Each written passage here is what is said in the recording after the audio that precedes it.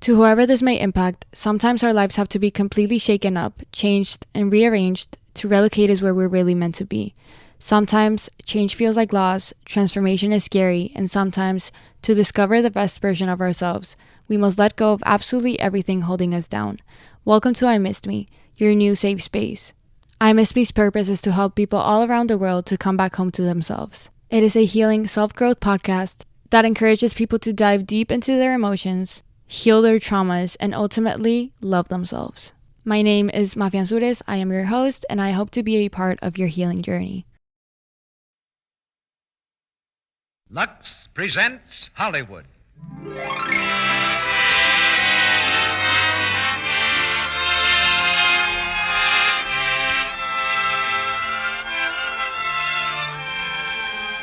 The Lux Radio Theater brings you Herbert Marshall in Sorrell and Son, with Richard Carlson and Karen Morley.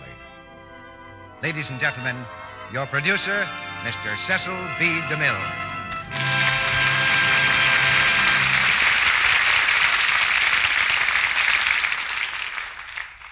Greetings from Hollywood, ladies and gentlemen. Our first greetings of 1940. Tonight in the Lux Radio Theater, we dedicate our play to fathers everywhere. If the father in your own household looks a little incredulous when he hears this, you mustn't blame him. We've had so many fine plays about mothers lately that we haven't paid much attention to fathers. But tonight, in celebration of the new year, we turn over a new leaf and give you Sorrell and Son, the moving drama of a man and his boy, adapted from the novel by Warwick Deeping. Perhaps we've also slighted the gentlemen in our audience by addressing ourselves to the ladies when we talked about Lux Flakes. Of course, they're the ones who use it. But after all, it's the men who notice the pleasant effect of Lux Flakes on the feminine wardrobe and the family budget. In tonight's drama, Captain Stephen Sorrell had only one thing to live for, the welfare of his son Kit, and to that end he devoted his life. In the role of Stephen Sorrell, we give you an actor who seems perfect for the character, Mr. Herbert Marshall. Whenever I talk with Bart Marshall about playing a part, he gets that ocean-going gleam in his eye. You see, our first association was making a picture in Hawaii, and I think he's always hoping that lightning will strike twice in the same place. For Sorrell and Son, however, he came entirely by land from the RKO studios, where he's starring in a bill of divorcement. In the part of the son, we have two actors. Clifford Severn, Jr. will be Kit as a child, and Richard Carlson will play Kit as a young man, old enough to fall in love. For the role of Dora, we have Miss Karen Morley. We now subtract 20 years from the calendar as we begin the drama of Sorrell and Son, starring Herbert Marshall as Stephen Sorrell, Richard Carlson as Kit, and Karen Morley as Dora. The curtain rises on Act One.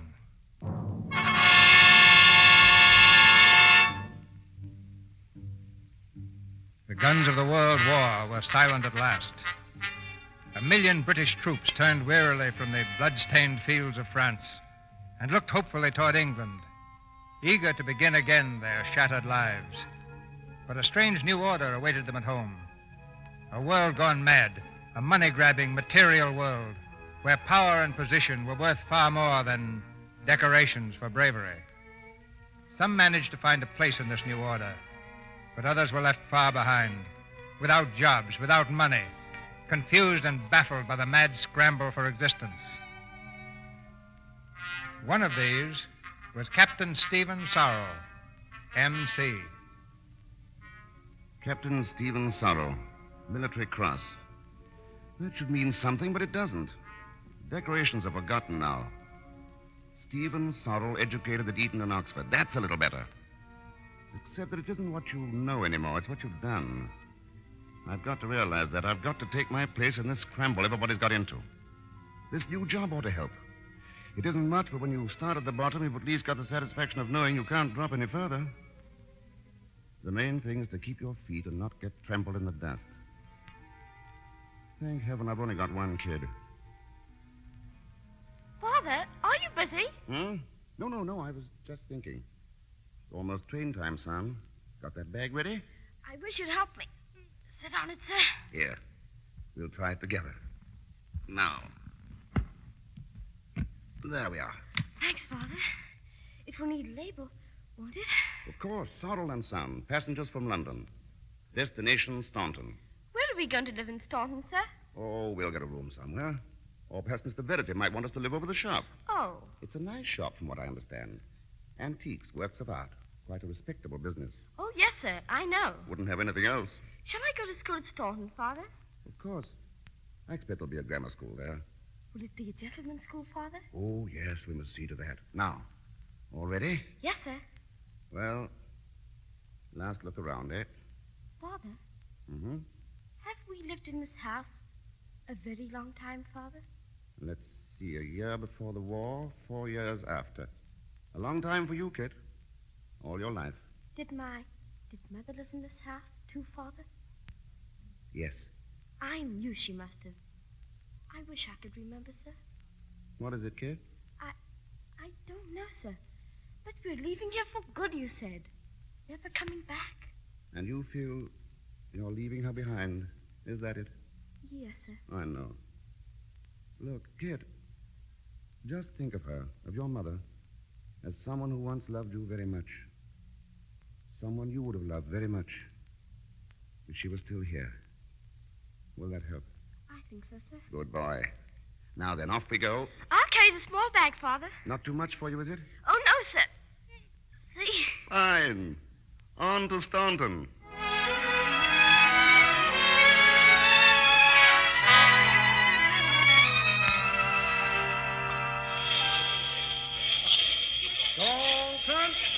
Staunton Station. All out for Staunton.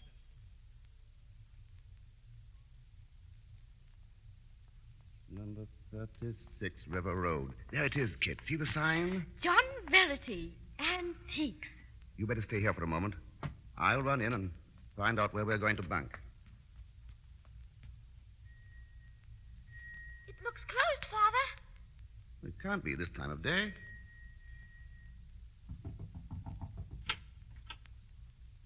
Yes. Mr. Verity in, please. Mr. Verity died this morning. He died? It was very sudden. His heart. Oh, I'm sorry. I've just come down, you see. I was to be his assistant. Yes. He mentioned it the other day. But without him, there's nothing, of course. I'm sorry. What did she say, Father? Are we going to live away from the shop? Well, Mr. Verity's dead, Kit. Died this morning. So Staunton's a washout. Oh, I'm sorry, Father. Well, we'll just have to make the best of it. Are we going back to London, sir? Well, no, you see... Kit, let's go someplace where we can sit down. I'd like to have a talk with you. Yes. And that's the way it is, son. We can't go back to London because we haven't any money. I thought you had a right to know since we're sort of partners, you know. I don't mind staying in Staunton, sir. Fine. And, Kit, I'm not going to bother about the crease in my trousers anymore. I mean keeping up appearances. I don't care what the job is. I'm going to get it. It may not be a gentleman's job, but we need it. You mind? No, sir. Honor bright? Honor bright. That's it, then. I was a little afraid you were going to be ashamed of me. I'd never be ashamed of you, sir. Yesterday and a long time before, I was sort of a shabby gentleman, but that's finished. From now on, we're going to make a living. It may not be much. Just bread and butter. I don't mind just bread and butter. No jam? No, sir. Jam makes you sick sometimes. Somehow I think all this was worth it. At least you and I know where we are. And from now on, I'm going to tell you things, Kit. No more make-believe. And I'll tell you things, too, Father. Everything. Fine. Now, suppose we find ourselves some diggings, and I'll go out, look around for some work. There must be something. Yes, sir. And I'll unpack the bags while you're gone.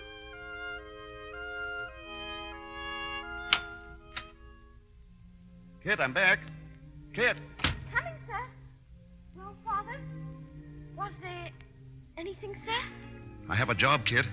Oh, I'm glad. What is it? I'm a porter at the Angel Hotel. Captain Stephen Sorrell, M.C. So, you're our new porter. That's right. Mr. Palfrey engaged me last night. Yes? Well, you might as well know first off that my husband doesn't engage anybody. I run this hotel. Oh, I understood it was definite. It's definite that we need a porter, but I'm not sure you're the type. I'd like the chance. What's your trouble been? Is that any business of yours? Perhaps not, but you say you'd like this job. Are you married? Not now. But I have a boy. This'll be rather a come down for you, won't it? That's my affair. What is the job, please? Well, of course, you're pretty raw. The main thing is you won't be able to put on any airs. The man who cleans the boots in my hotel doesn't put on airs. Point number one, I clean the boots. Carry up the luggage. Yes? Keep an eye on the yard and the garage. Well, then there's the bar. You'll have to scrub that out every morning. I see. And lend a hand sometimes with the drinks. Right, anything else? Oh, any odd job I may want done. And you will call me Madam. Very well. Madam? You'll live in, of course. And what about my boy, please? Oh, I'm not engaging a boy. You can put him out to board somewhere, and he can go to school here in the town. But I'd planned on having him... It's up to you, Sorrell. I can fill this place 10 times over in half an hour. Well, will you take it or won't you? I'll take it. Sorrell, room number 7 wants cleaning. I was just finished number 6, madam. I was talking about 7. I'll do it right away. See that you do, and wipe off the mirror. There's lipstick on it. Sorrel, the missus says you're to carry up that trunk to number 4. Yes, as soon as I'm done here, I can't do everything at once. I know. She's a hard one to satisfy. I've been married to her for 10 years, and I know. Don't let her kill you, man. Sorrel, have you brought the greens in? In a minute, cook. I've got a trunk to carry up. Well, I can't start the supper till I get the greens. I know. The ashtrays are full again, Sorrell. Sorrel, have you got a minute to sweep the floor? I'll need some help with the glasses, Sorrel. Ashtrays, Sorrell. Floor, Sorrel. Glasses, Sorrel. Hurry, please. Don't let her kill you, man. Greens, please, and hurry. Better up please. to it, Sorrel. Hop to it, hop to it. I say, Sorrel, the maid says at the window... Sorry, Mr. Palfrey. I'm just on my way out. Got an hour off this afternoon. Oh. Well, you deserve it, Stephen. You deserve it. Thanks. Father, here I am. Hello, son. Let's see you. Well, looks as if Mrs. Barter's feeding you pretty well. Oh, yes, sir. Have you much time off? A whole hour. What about a walk? We could go down to the river, sir. The river it is. Come on. Father, is the work, is it hard up at the hotel? Oh, I'm getting used to it. That is hard, isn't it? It is a bit. Why? Oh, nothing. Well, shall we sit down, sir? I think I'm getting tired. Oh, you mean you think I'm tired, don't you? All right. Father, Mm-hmm. you know it may not be so very long. What? I've been thinking about it. Night, you know, after school. Thinking about what? Well, I can start work at 15. I hope not, son. Why, Father? I'm going fast. Kid, most people grow fast, too fast. Like cabbages. See that tree over there? It's beautiful, isn't it? Well, that tree wasn't in a hurry. And we're not going to be in a hurry. But with you working so hard and doing everything, I'd like to help too. But you do. You see, your job is to go to school and learn things. Your job is to grow up strong and decent. So I'll never have to worry about you. My job? Well, my job is to see that you do your job. Is that too mixed up? No, sir, only... Let's put it this way. I want you to have a chance. A good chance to do worthwhile things. If you get that chance, and if I can help make it for you, I'll be very happy. Oh, you'll hear a lot of talk about the school of hard knocks. I believe in it too, son, but don't ever get the idea that it's the only way to learn. You don't have to cut your hand to find out it'll bleed. And if you can learn through someone else, why, you're just so much ahead of the game. But I'll be learning through you. You'll be taking all the knocks for me. Well, Kit, I haven't been a father so very long, and I can't be sure, but I have an idea that that's the way it should be.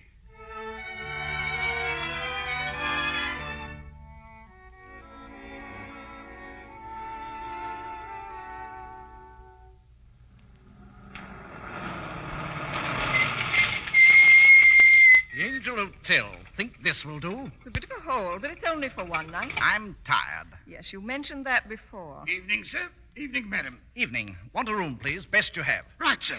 Sorrel, luggage. Come here. Where's the bar, please? Right inside, sir. For heaven's sake, Harry, do you have to start in right away? You started again, too. Let me alone. What room, Mr. Palfrey? Number 3. Will you want all the bags, madam, or just... Well, no, just the 2 small ones. Very good, madam. Bring them right away, please. Yes. Just put them down anywhere. Well, how are you, Stephen? Very well. So you're the porter here. Yes? Well, forgive me for being surprised. It was something of a shock. My being a porter? Well, seeing you again. I was just a little glad that Harry had gone inside. By the way, would you like to be introduced to my second? How long are you staying here? Oh, just the night. Don't get windy, Stephen. Harry doesn't know you from Adam. We'll leave it at that. You've done quite well for yourself, I see. Yes, Harry's very generous. How's Kit? Didn't you hear me, Stephen? I said, how's Kit? Kit's very well, thank you. Is he here? No. At school? You see, it's no use asking you. None at all? But I am his mother, you know. Isn't it always considered a mother's right to see her child? He must ask about me at times. He thinks you're dead. He thinks... That was hardly fair of you, Stephen. What would you have liked me to tell him? That his mother left me because she thought I was a weakling? Because I couldn't give her the nice, easy things she wanted? That she divorced me because another man was better fitted to care for her than I was? When you left Kit and me, it was my job to bring him up. To do that, I needed his respect. I think I have it. Until he finds out that you lied to him. He will find out someday, you know. I hope he'll be old enough then to understand. Until that time, he won't need a mother. He'll have an ideal. Which I could hardly fulfill, I suppose. Well, you've settled it, I see. Temporarily, anyhow. You're not going to pretend that you miss him. I'll be honest. No, I haven't had time. You never had time, did you, Dora? I'll have to go. Goodbye. Wait, Stephen. Yes? Here, take this. It's for Kit. Buy him something nice. You won't have to mention me. Goodbye, Stephen. All set, Sorrel, my lad? Sorrel. Oh, yes, I'm all set. Here. The lady gave me this. Lady? Why, I say, £2.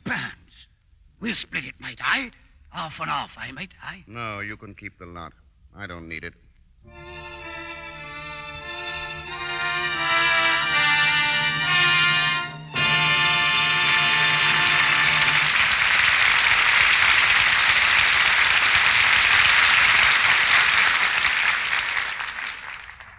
During this short intermission before Mr. DeMille brings you Herbert Marshall, Richard Carlson, and Karen Morley in Act 2 of Sorrell and Son, we have a very important announcement to make, one that affects every woman in our audience.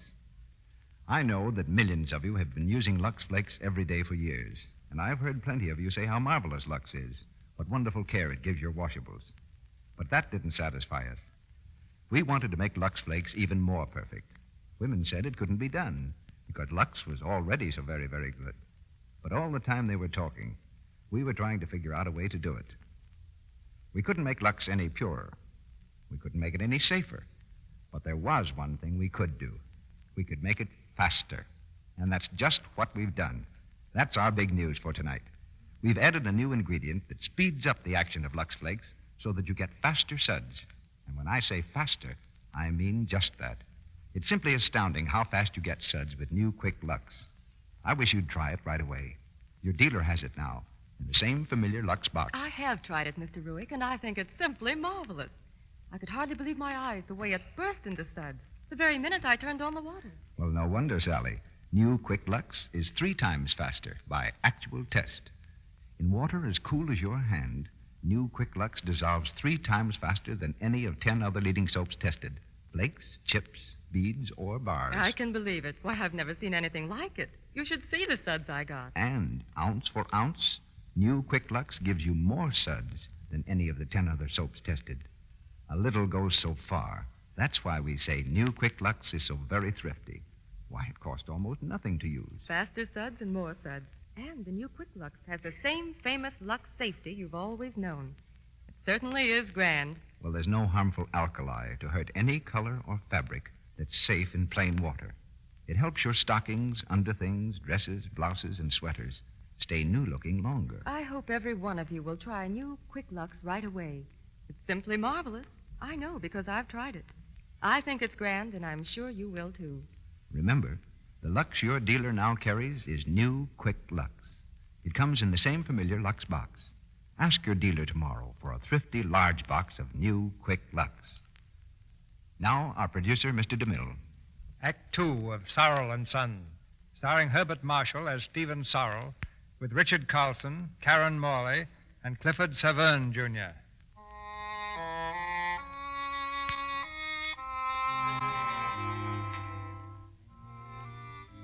The months go by, and Sorrell, under the unaccustomed strain of physical work, grows thin and haggard.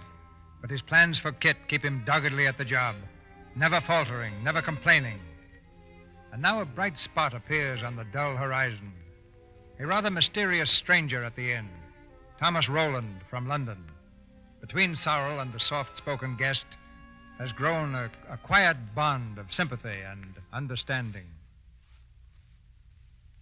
Hello. Oh, morning, sir. What are you doing here, Sorrell?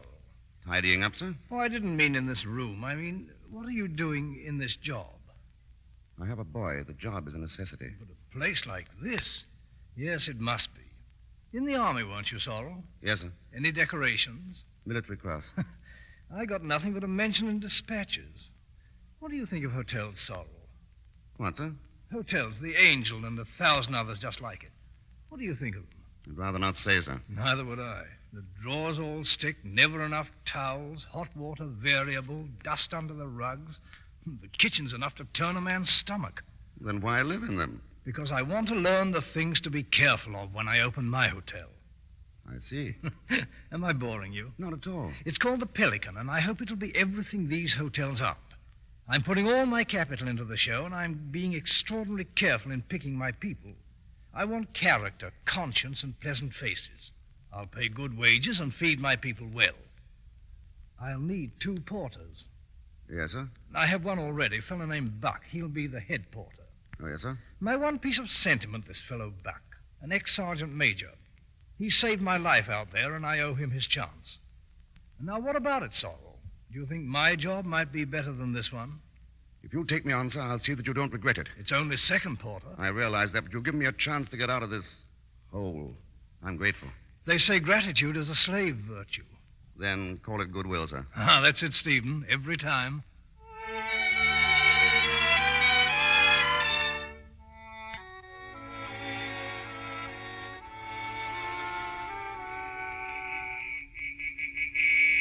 Come in, sir. Come in. Welcome to the Pelican, sir. There's a bag in the back, and I'll want the trunk off the carrier. Right you are, sir. Buck's my name, sir. Ed Porter. Anything you want, just let me know, sir. I'll need that trunk right away. Right you are, sir. Sorrell! Yes? Oh, here you are. Take the gentleman's trunk and step lively, Sorrell. He wants it right away. Step this way, sir. I got you. Sorrell, you can't carry that thing up alone. Here, let me help you. Look out, Mrs. Marks. Oh, be careful. You know, Sorrell, this has got to stop. Here, sit down a moment and rest. I'm all right. But you're not all right. You've been doing Buck's work on your own ever since we opened. Oh, he's the first porter, Mrs. Marks. Well, that doesn't entitle him to sit around on. Well, it doesn't entitle him to a permanent vacation. This housekeeper here, I think it's my duty to tell Mr. Rowland. No. I'll work it out myself, Mrs. Marks. Oh, you'll kill yourself, you mean? Why, that Buck would kill anybody to get out of a little work. He's mean. He thinks I'll break under it, but I won't. I'd rather die than give in to him. All right there, Sorrell. All right there. He's waiting for that trunk, you know. I'm getting it up as fast as I can. You don't look very busy now, my lad. I was resting.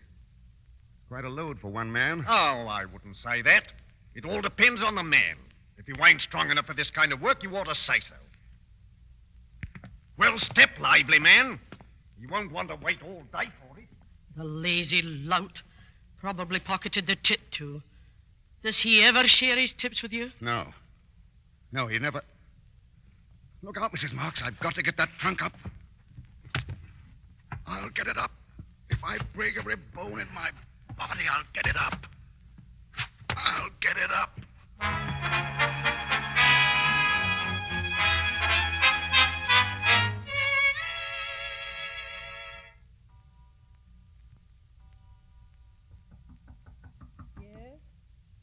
It's Stephen, Mrs. Marks. Why, Stephen, what's wrong? I hate to disturb you this time of night. I wondered if you might have some sleeping pills or something. Are you ill, Stephen? It's nothing. A bit of a pain in my side. How long have you had it? Just this evening. You've hurt yourself with those trunks. I knew you would. Well, I'm going to call the doctor. No, please. It's not that bad. I'm going to just the same. Mrs. Marks, is that you? It's Mr. Rowland. What's the matter? Sorrel. Anything wrong? Oh, Stephen's sick, Mr. Rowland, and he won't let me call the doctor. Oh, it's nothing at all. I just... Let me see you. He's pale as a ghost, sir. Go back to your room, Sorrel. I'll have Dr. Harvey in. Oh, but it's only... Run along, will you? Just to play safe. Very well, sir. Thank you. Do you have Harvey's number, Mrs. Marks? It ought to be in this book. Mr. Rowland, I've been meaning to tell you about Sorrel. I know, Mrs. Marks. About his not being strong? No, about Buck's share of the work. I do see things, Mrs. Marks. I'm not asleep. Oh, I wondered, sir. Now, let's have that number. Nothing very serious, Sorrel. You may have to take it easy for a little while. I'll try, Doctor. If you're not feeling any better tomorrow, come and see me. Is there anything I can do, sir? Oh, hello. Your boy, Sorrel? Yes. It looks like you. Fine boy. Is there anything, sir? Well, now, let's see. You might make sure he takes his medicine regularly. Yes, sir, I will. Splendid. Well, good night. Good night, Doctor. Good night, sir. Do you feel better, Father? Of course. You always feel better after you have a doctor in. Didn't you know that? No, sir. Is that true? Well, now I really think of it, I believe it is. With most doctors, anyway. It's the unknown that makes people feel bad. Now, I had a nasty pain. It worried me. Doctor came in and saw it wasn't so serious, and, well, here I am, feeling better. He was nice. I liked him. Did you? So did I. It must be nice being a doctor. I mean, making people well. Yeah? I should think they'd like it ever so much with everybody sort of depending on them. They must feel pretty fine when a sick person gets well again. You know, Father, I think I'd like to be a doctor. Do you? Well, we'll have to talk some more about this, son.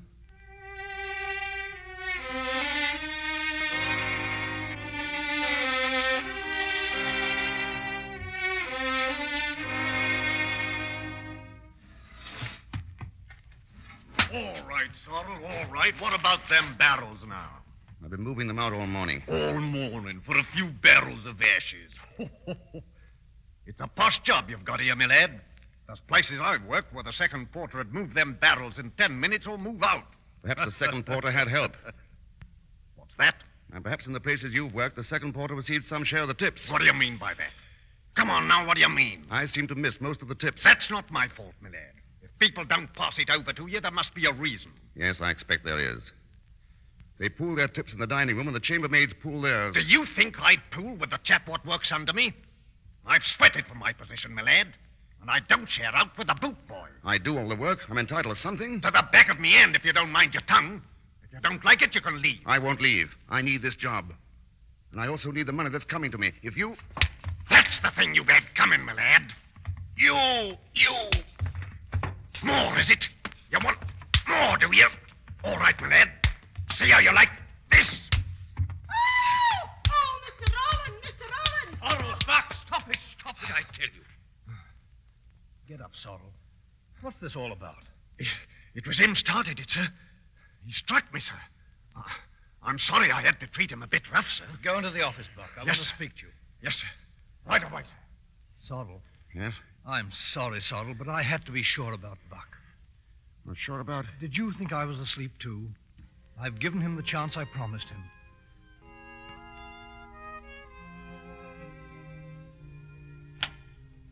Evening, Father. Hello, Kit. Evening, Father. Father, what's happened happened to your face? Oh, just a couple of scratches. I've news for you, son. Buck's gone.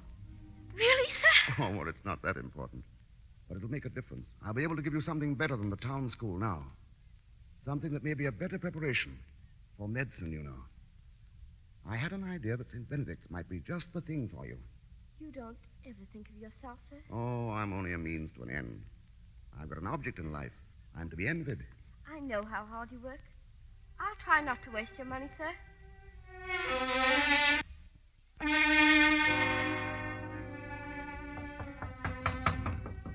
Come in. Evening, Sorrell. Evening, sir. Sit down. How's the boy? I had a letter from him yesterday. He's doing quite well at St. Benedict's. Take a few days off and run up and see him. Thank you. You'll need a bit of a vacation before you take over your new job. New job? I suppose you've saved a little money, Sorrell. Yes, I have a few £100. It's for Kit. Well, let's talk business. The Pelican has paid well. I'm going to open a second place and perhaps later a third. The obvious thing is to turn the whole show into a company with shares held by a few interested people. The Roland Hotels. How's that strike you? It should be a sound idea. So I think. And as you will be running the Pelican, I shall want you on the board, of course. Oh, you mean me to manage here? Yes. Oh, well, it's a big jump from head porter to manager. A very big jump. Well, shall we drink to it? Thank you. I'm still a bit flabbergasted. Here you are. To the Roland Hotel, sir. To the new manager of the Pelican. Yes? Excuse me, Mr. Roland. Of course. Stephen, Kit is here, Stephen. What? Kit, he's in your room. He came down from school in the bus. Is he sick? I don't believe so. Well, what in... Will you excuse me, sir? Hello, Father. Quite a surprise seeing you here. Yes, sir. You've left the school? Yes, sir. Sit down. I don't see your bags. I left them up there. But I'd rather not go back, sir. I want to stay on here. I could take private coaching, sir, or go back to the council school in town. Please, Father, let me stay. I always thought St. Benedict's was a pretty fine place, Kit. What happened? Studies too hard? No, sir. Masters aren't down on you? No, sir. Then what? Of course, if you'd rather not tell me. It's the boys, sir. They don't like me, and I don't like them. It's no use going to school someplace where you don't get along, is it, sir? That's why I want to stay here. I'd like it ever so much better. Look at me, Kit. You're running away from something, aren't you? I don't know what it is, and I won't press you. But I do know that turning tail won't solve it. You can't solve anything that way. You've got to face it and fight it.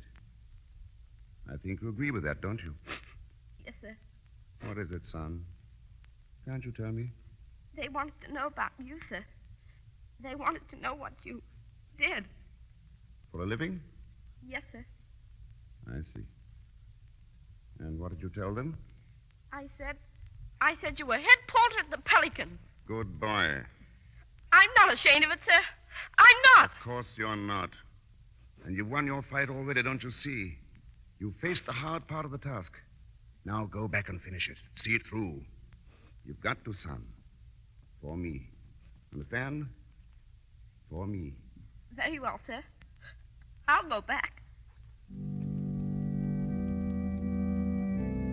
And the next of our graduates is a young man who leaves St. Benedict's with several of our most coveted honors. He's to enter Cambridge in the autumn. Will Mr. Christopher Sorrell step forward, please? I'm proud of you, Kit. I'm proud of you.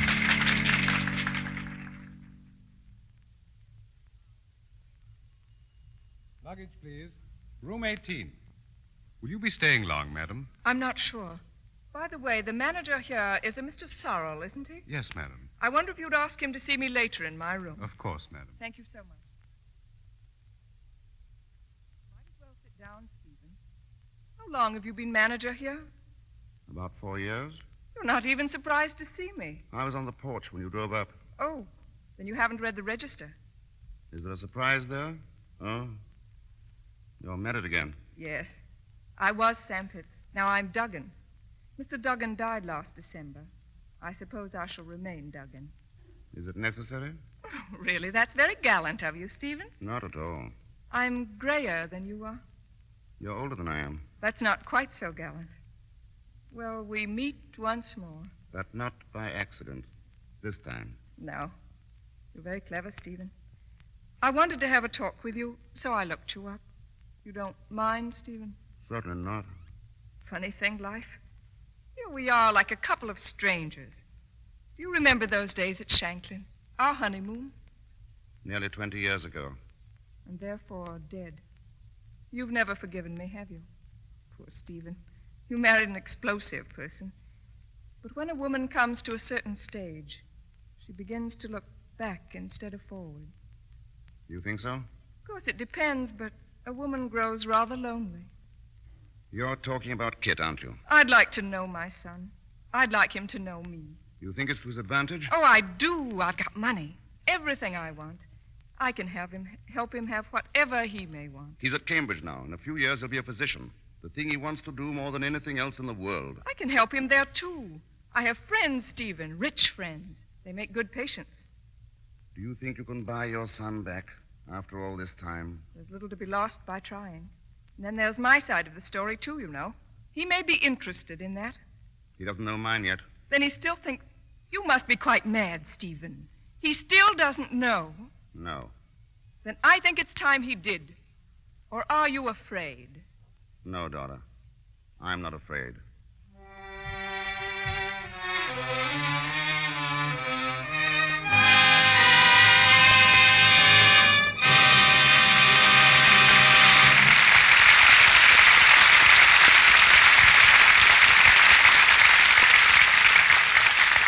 In just a moment, Mr. DeMille brings you Act 3 of Sorrell and Son with Herbert Marshall, Richard Carlson, and Karen Morley. Out in Glendale this morning, a young bride rushed breathlessly to the telephone. Operator, quick. Give me Maine 70201. Mother? Oh, hello, darling. Look, I've only a moment, but I've got to tell you the good news. You know how wonderful Lux is. Well, you ought to try it now. What's different? It dissolves faster, so much faster. It's simply gorgeous. It suds in a second. Honestly, so fast you'd never believe it. Call up the grocer right now and order a box of the new Quick Lux. You'll be thrilled to death. Good news has a way of traveling like wildfire, and that's the way the news about new Quick Lux Flakes is spreading. One woman tries it and tells another. They all say the same thing. They thought Lux Flakes were so wonderful they couldn't be improved. But we've done it. Lux was so very fine, we couldn't make it purer or safer. But we could make it faster. The Lux Flakes your dealer now has is this wonderful new Quick Lux in the same familiar box. It contains a marvelous new ingredient that speeds up the suds. Why, they're so fast, they bubble up as soon as you turn on the water. In water as cool as your hand, new Quick Lux dissolves 3 times faster than any of 10 other leading soaps tested. And, ounce for ounce, new Quick Lux gives you more suds than any of the 10 other soaps tested. That's why it goes further. In fact, a little goes so far, you'll find new Quick Lux is thrifty, very thrifty. And it has the same marvelous safety that's made it famous for years. There's no harmful alkali to hurt any color or fabric that's safe in plain water. Buy a thrifty large box of new Quick Lux tomorrow, and we're willing to wager you'll be telling your friends about it, too. It's so fast, so thrifty, and so safe. We pause now for station identification. This is the Columbia Broadcasting System.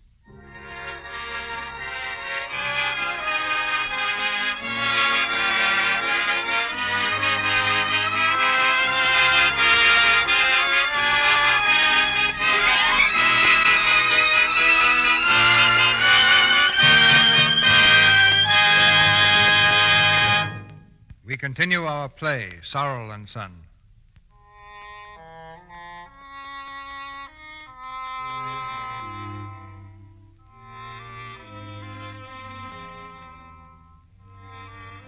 Two days have passed, and Sorrell has gone to Cambridge to see Kit.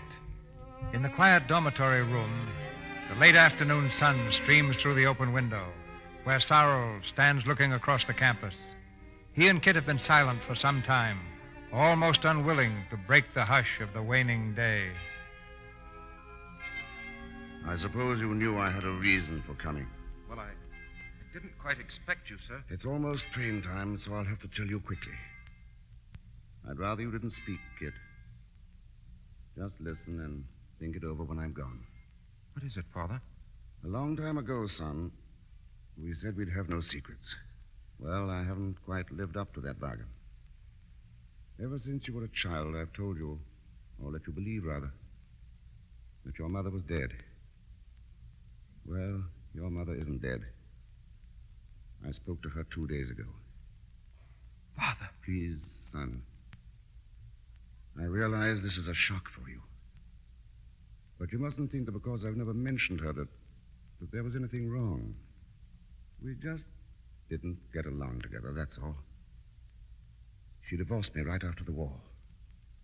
You were too young to know what it was all about, and I didn't try to explain. I'm not certain now that I was right in handling it that way, but at the time it seemed best.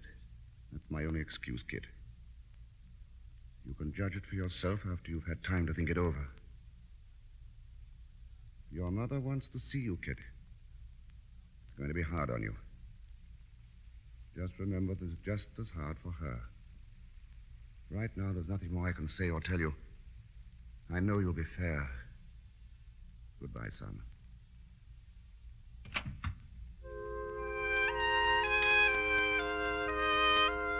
Dear Father, my mother came to see me today. It's very strange to hear myself call her mother. We talked for a while. She invited me to her house in London.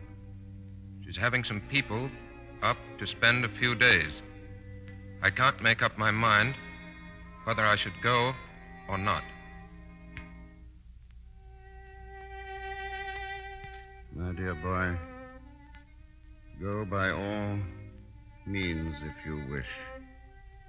You owe it to her and yourself. After all, she is your mother, and she was my wife. I know she will never come between us. Kit, dear, may I come in? Of course. I was afraid you'd gone to bed, dear. No, I'm not sleepy, Mother. Just reading. I do hope you're having a good time, darling. Did you enjoy the dance? I invited Lola Meriden specially for you.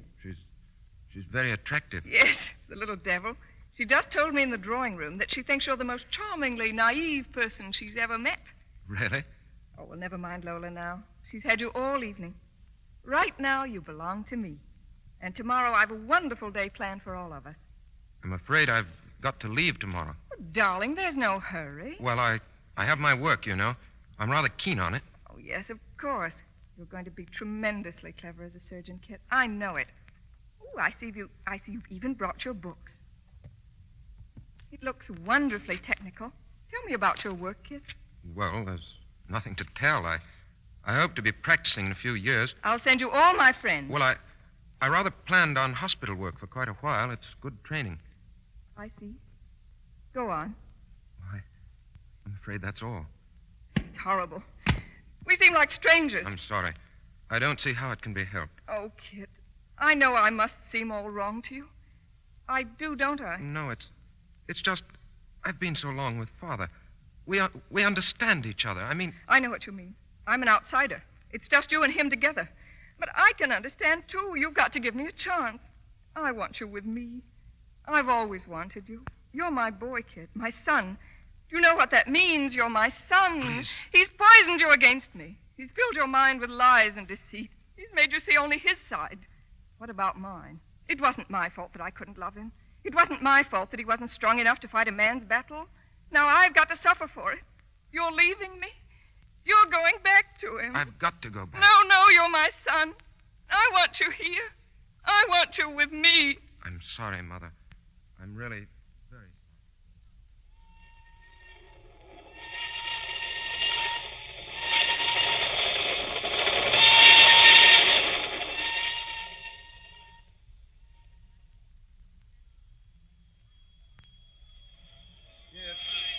Over here. Hello, Father. I Let's have your bag, son. Thanks. Well, enjoy yourself? No, not very much. Oh, sorry. I don't think I'll go up there again, Father. Just as you like, son. And here is some great news, Father. When I'm graduated in June, I'll have a job already waiting for me. The St. Martha's Hospital in London. I'm to work under Sir Henry Orange, who, as you know, is quite famous in surgery. I think this calls for something of a celebration. Do you? To Christopher Sorrell, M.D. To Captain Stephen Sorrell, M.C., who made it all come true. How's the work? Marvelous.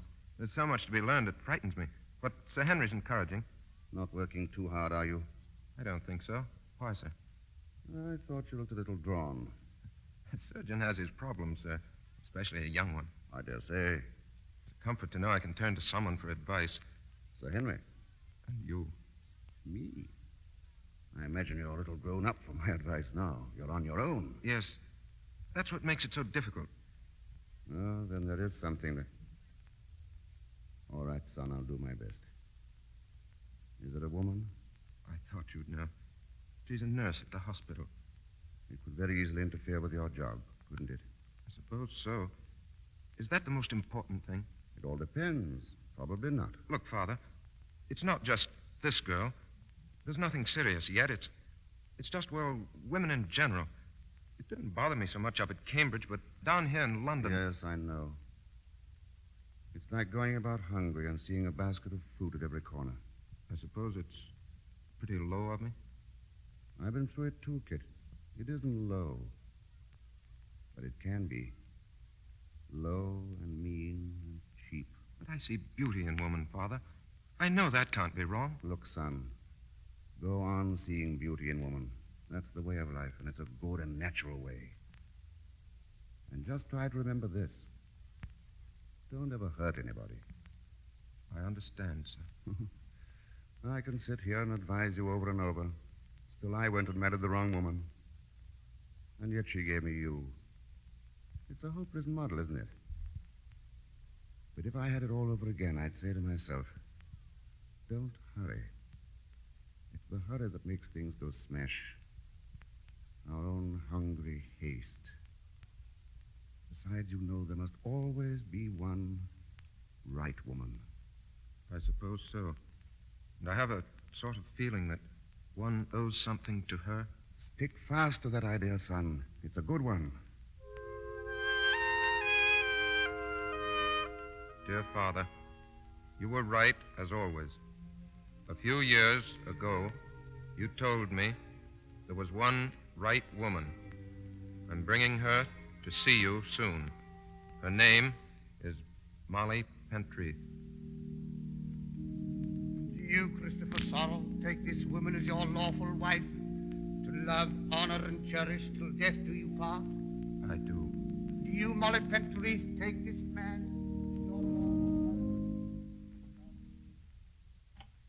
Mr. Sorrell. Come in, dear. We're almost ready to leave. I'll come down and see you off. You're going to make him very happy. You know that, don't you, Molly? I'm going to try. Oh, we've wonderful plans for the honeymoon. I don't think there's a place we're going to miss. Thanks so much for it. No, it's just a bribe. So you'll learn to like your father-in-law. I think I learned to like him a long time ago, when I learned to love Kit. You're very sweet, Molly. Father, are you coming down? Come along. You'll have to learn not to keep your husband waiting, young lady. Goodbye, Father. Thanks for everything. Goodbye, son. Have a good time. Goodbye, Molly. Goodbye. We'll write every day. I won't expect it.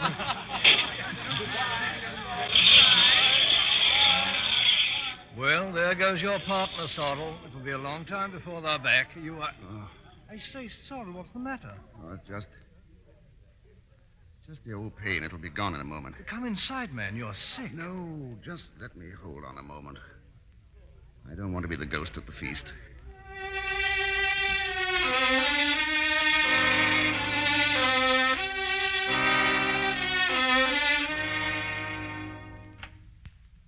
Hello? You see the doctor? Yes, I just spoke to him. Now, don't try to get up. Why didn't you tell us, Sorrel? How long have you been sick? I saw old Harvey about a year ago. He was very kind to me. He didn't tell me the truth. But I think I knew. Sorrel, I'm going to write to Kit. He ought to be here. No, not yet. There's time yet. I don't want to spoil anything. And Roland... Yes? Don't worry about it. I'll let you know when to tell him. Cable to Mr. Christopher Sorrel, Hotel Dupré, Le Havre, France. Your father ill. Advise you return at once. Signed, Roland. How is he? He's very sick, Molly. Will he... He's going to live. We'll have to operate. After that, there's no telling. But he'll never be well again. Not really well. No. Oh, Kit. A man has to live. That's medicine. That's a doctor's job, to keep the body alive at any price. Keep it moving, keep it breathing. Kit. It's all right. I'm not losing my grip. I mustn't now. Kit. Yes? He wants to see you alone. Very well.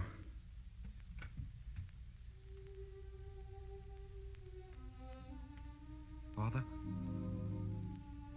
Is that you, Kit? Yes. Anything I can do? I don't think so. Father, why didn't you tell me? I should have known the day of the wedding, but when I asked you, you said... I lied to you. I broke the bargain again, son. And you let me go off like a blind fool. It was my pleasure. Don't spoil it for me. Kit. Yes? I'm asking you to keep the bargain. How long would you say I had? Father, please. Come, son, we've faced everything together. I'm not afraid of this.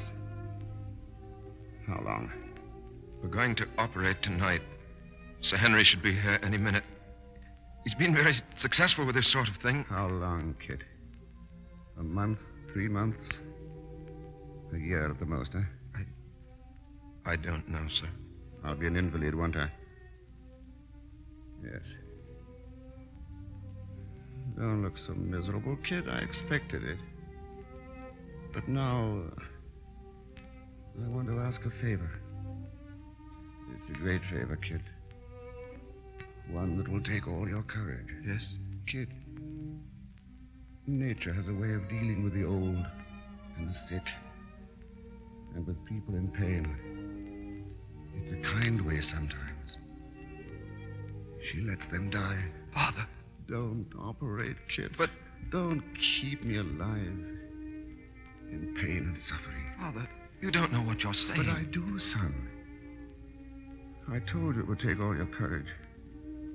I want you to have the courage to let me die now. Before pain has taken everything human out of me. Father, I can't do that. I can't. Kit, listen to me. I'm an old man. My work is done. I'm tired. I could sleep now. The pain's gone a little. But tomorrow it'll be there again. And the day after. And the day after that. I know what I'm asking. It's the greatest thing and the hardest thing I've ever asked of you. But please don't fail me. Let me sleep, Kit. Let me rest. Please. All right, Father. Thank you, my boy. If you don't mind, I'll close my eyes. Now. Perhaps I'll dream a little. It'll be a good dream. Peaceful. Shall I turn out the light, sir? Yes. Thank you. Good night, Father. Good night, son. Well, Kit? Will you call Sir Henry, Mr. Rowland? Tell him not to come, please. Kit, is he... Oh, Kit, tell me. He's all right now. He's going to sleep.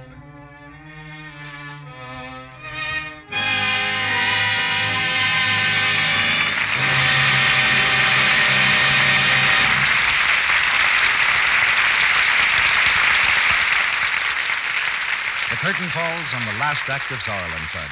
In a moment, our stars return for a curtain call. A new year starts today, and we hope that it brings peace and prosperity and all manner of good things to you and your family.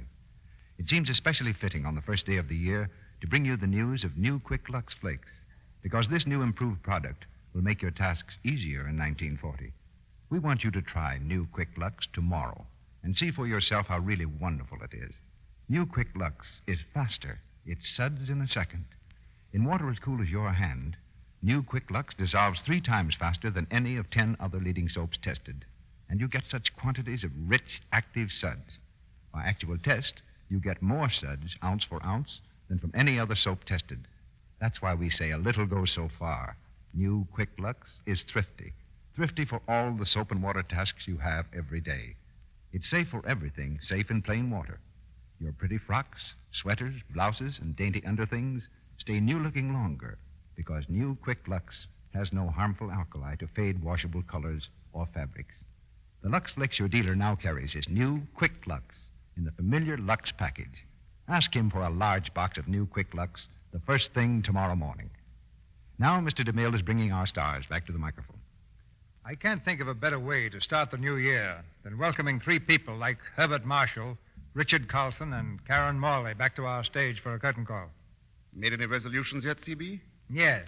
I've resolved that you won't be permitted to take such a long vacation from this microphone in 1940. Have you made any resolutions, Bart? No, I didn't make any, and so far I've kept them all. What about you, Karen? Well, I've resolved to develop my automobile manners, 1940. Going to be absolutely as polite driving a car as I would be, well, in talking to a producer. The Emily Post of the traffic jam, huh? Richard, let's hear from you. I'll nominate Karen for Woman of the Year if she sticks to that resolution. I've been wondering how this business of celebrating New Year's started. An old historian like you ought to know, Mr. DeMille. Well, contrary to the popular belief, it was not a nightclub proprietor who began it, but one of the old Roman emperors. Well, he's probably turning over in his catacomb right now, wondering how they get so many people out to see the gladiators in the Rose Bowl. Well, if it hadn't been for the Emperor, we'd have had one less holiday, so here's to him. Even if his gladiators didn't have the box office draw of USC and Tennessee. By the way, Mr. DeMille, what's the draw in the Lux Radio Theater next week? Next Monday night, we're going to present the 2 stars who won the 2 Academy Awards last year, Spencer Tracy and Betty Davis. Our play is Dark Victory. It's the dramatic love story of a brilliant doctor and a society girl who learns that money won't buy everything. With Betty Davis and Spencer Tracy in the leading roles, Dark Victory will be brought to you by 2 of the finest dramatic artists of our day. That calls for a red letter on the calendar, CB. Good night and a Happy New Year. Good night. Good night. Good night. Good night. May this new year be happier than the happiest New Year you've ever had. In city apartments and snowbound farmhouses, the fine old American custom of open house has been king today.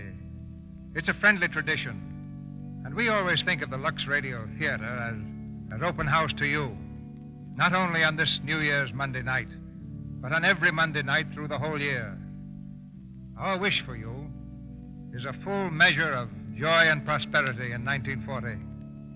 Our promise to you is that we'll try to add to your happiness with an increasingly high standard of entertainment in the Lux Radio Theater. And our feeling for you, whoever you are and wherever you may be, is real friendship sealed with a national handshake.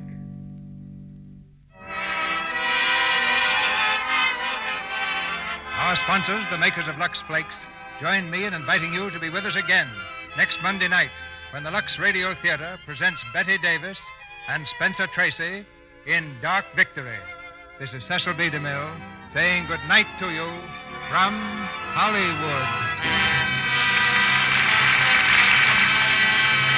Heard in tonight's play were Eric Snowden as Roland, Vernon Steele as Buck, Mary Gordon as Mrs. Marks, Claire Videra as Mrs. Palfrey, Kathleen Fitz as Molly, Thomas Mills as Mr. Palfrey, Gloria Gordon as Mrs. Verity, Jack Lewis as Sam Fitz, Dr. Severn as Dr. Harvey, and Thomas Freebairn Smith as hotel clerk.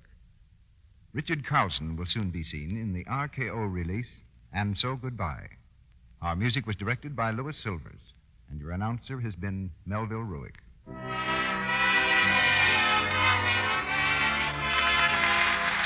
This is the Columbia Broadcasting System.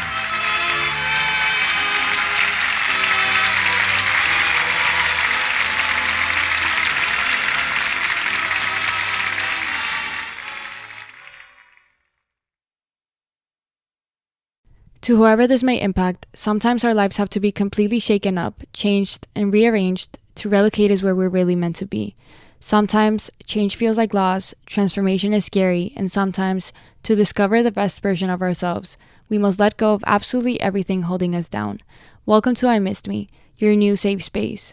I Missed Me's purpose is to help people all around the world to come back home to themselves. It is a healing self-growth podcast that encourages people to dive deep into their emotions, heal their traumas, and ultimately love themselves. My name is Mafian Sures. I am your host, and I hope to be a part of your healing journey.